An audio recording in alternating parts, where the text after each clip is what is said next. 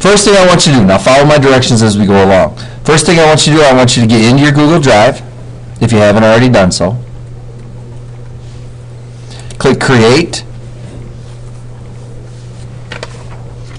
And I want you to go down to Google Forms.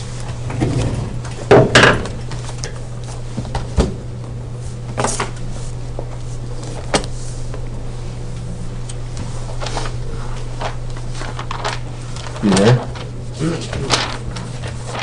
Awesome. So you're going to create the Google form.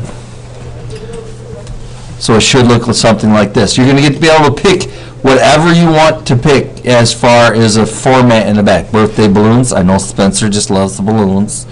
And cherry blossoms. That's Rick's favorite. Okay, the gingerbread man. That's probably Joey.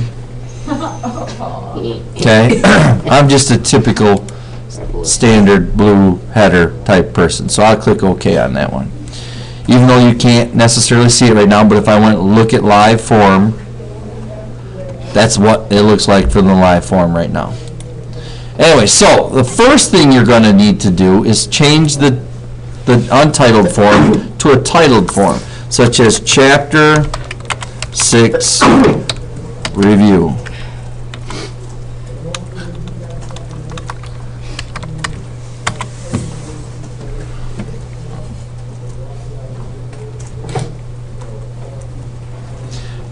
Up here, upper left-hand corner where it says Untitled Form, click that. Put your name.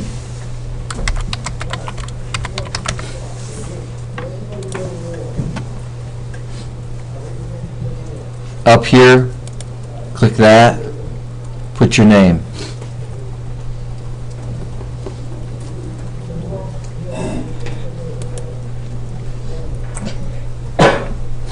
Okay? Now your first question, if you look in your Chapter 6 review on page 204, you're going to type these questions in. Okay?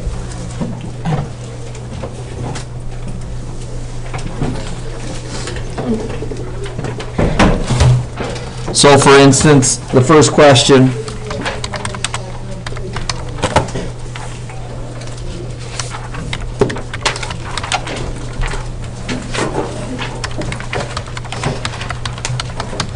when two oceanic plates collide,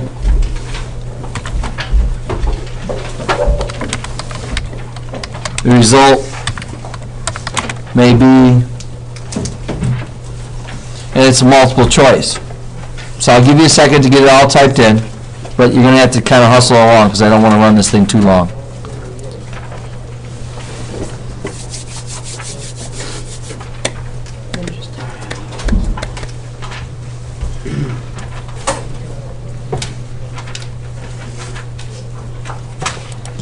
And over here is where you change the type of question that it might be.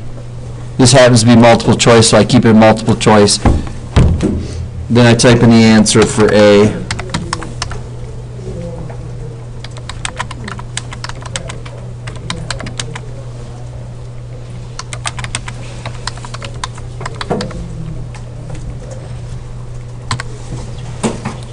I type in an answer for B.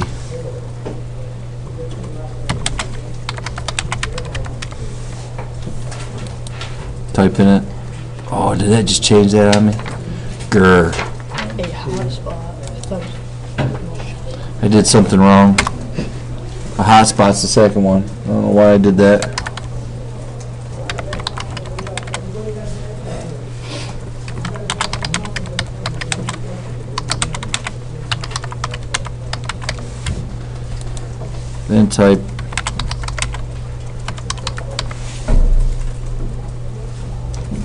Then type yeah, back out of that.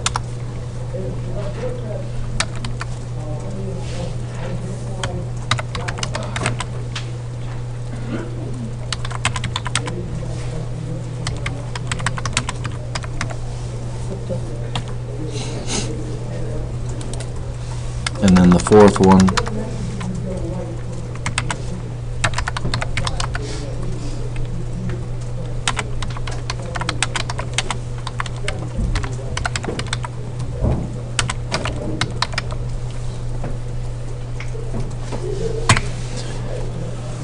And then I'm done with that question. So you should wind up with a question that looks like that. Okay? You go through and do that for your first 5 questions. Then you're going to do the true and false. Now, the true and false, you have to add an item. And I'm obviously skipping questions 2, 3, 4, and 5, so you'll have to add an item for the true and false. You guys want me to pause for a second while you get caught up? I'll pause. All right, so as you can see from mine and my lovely friends over here, Rick Adams and Spencer, who are critical of my spelling, I did make some mistakes on the first one. So there, and you should make them a required question. That would help you out there. So now we go into the next question. The next set of questions are going to be true and false questions. So you take the true and false question and type it in.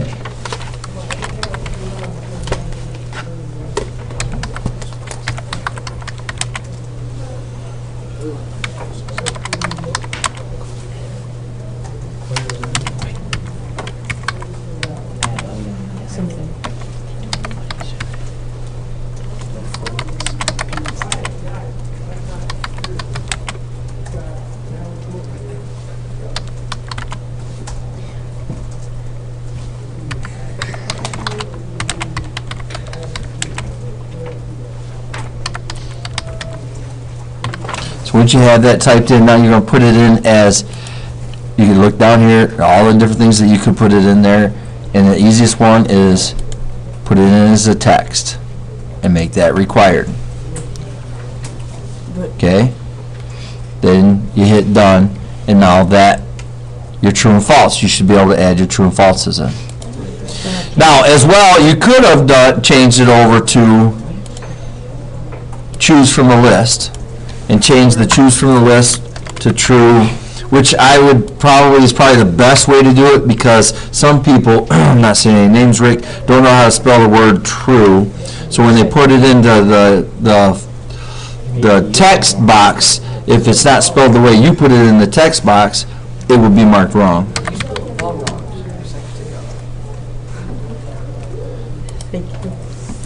So then you wind up with a question here, and then you can go, oop, hang on, I have to do that from another version, but it would give you a drop down arrow, true or false. So now you're going to, that's how you put in the true and false questions. Now you're going to add an item. You add another item. Now I'm going to show you how to do the actual text version of it. Text is hard to do if you want it to be automatically answered. Now, the reason why I'm showing you this is so that, let's say, my lovely assistant here, who's a senior, wants to send out her graduation invitations via email.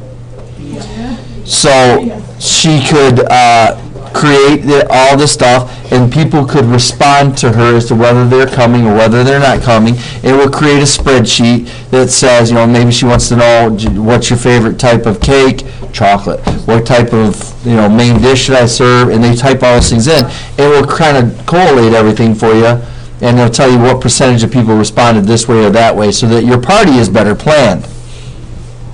Okay, so those kind of things that you could do, and I have seen people do send out to save money, their graduation invitations via email. So part of the reason why I'm showing this, you could do a birthday party, or Rick, you could do like a slumber party or something like that. I'm coming over that one. See, so. Just to kind of, so that your party's well organized, or whatever the event, family reunion or something like that you may be doing. So anyways, the text thing is really hard to do if you're going to have it graded. But it's the same way. You add in your question here. You add in, you leave it as a text or paragraph text. If you expect them to do a longer one, leave it a paragraph text. It gives you a bigger box. Or just text is kind of like a short answer. Again, you need to make them all required, and you hit done with it. So you may add in some more things. All right, at this point I'm going to show you how to do the answer portion of this, but I realize you're not done. with entering everything in. But if you go to the live form aspect of it, this is again what it's going to look like. You go through and you create the very first answer of it. And they need to be all right because everything's going to be graded off of that. Okay? So like here, true or false, what is it? Oh my gosh, you're killing me, kid. Just say it. Happens to be true. That's what I was saying. Okay? That's what I was going to say too. The third one happens to be the right answer there. I didn't have a question here because we're kind of moving along a little faster. So then you hit submit, and I made that required. Dude. We can play whack-a-mole. So that's how I did all of those things. So now, back here, I look, oh, I got one response. I wonder who responded. View responses. So it's got a timestamp in it. I didn't put a name thing in there, and I probably should have had you put a name question in there, but due to the fact that we're not, I already know who's getting it. See up here is how many responses to that form. I know that, so these are now your right answers. Okay? How do I grade it, Rick said. It's a great question, Rick. You go to form, no, sorry, tools, script manager, and you want to add a new one. Maybe it's not script manager. It's not script manager. You're wrong. Yeah, well, not everybody's right all the time, except for me. Tool script editor. No, that's not the one I want either.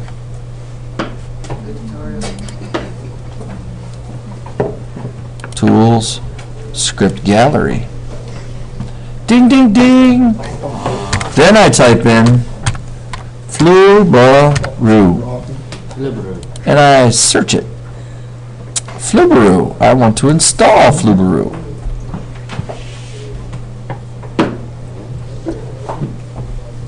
Will you two please stop playing footsies?